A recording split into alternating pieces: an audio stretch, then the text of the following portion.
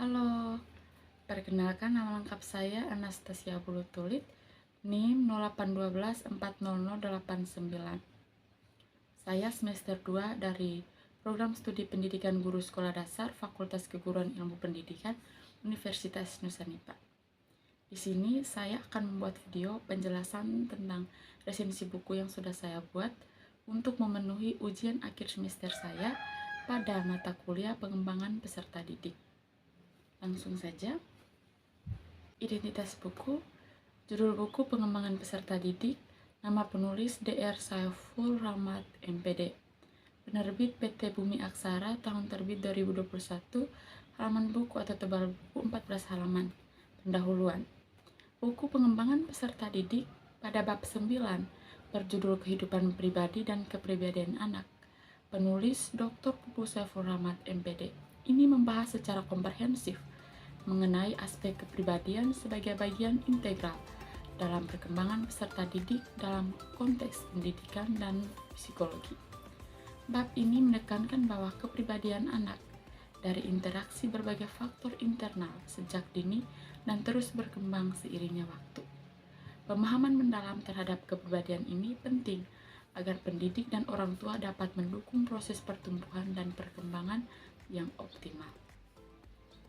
Sinopsis buku. Pada bab ini membahas aspek-aspek yang mempengaruhi perkembangan kepribadian anak serta hubungan antara kehidupan pribadi dan karakter kepribadiannya. Bab ini juga menekankan bahwa kepribadian anak merupakan hasil dari interaksi faktor internal seperti psikologis dan emosional. Sedangkan pada faktor eksternal seperti keluarga, lingkungan sosial, dan pengalaman hidup. Penulis juga menjelaskan bahwa aspek pribadi dan sosio-emosional anak sangat penting dan bahwa kepribadian yang baik mendukung anak dalam beradaptasi dan berkembang secara positif. Berikut kelebihan buku.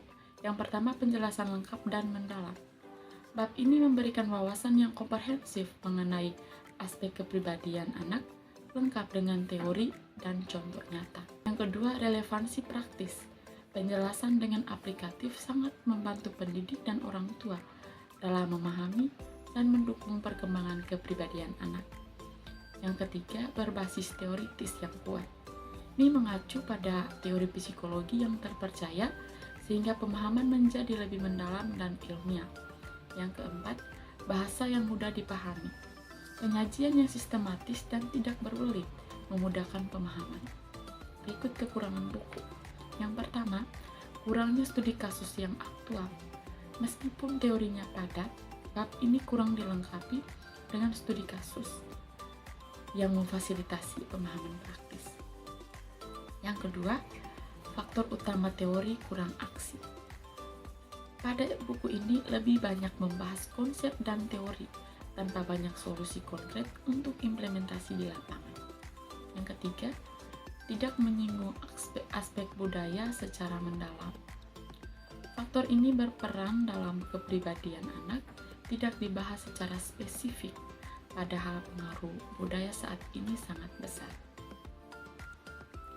Yang berikut adalah kesimpulan dari buku. Bab ini menegaskan bahwa kepribadian anak merupakan hal dari interaksi faktor internal dan eksternal yang kompleks.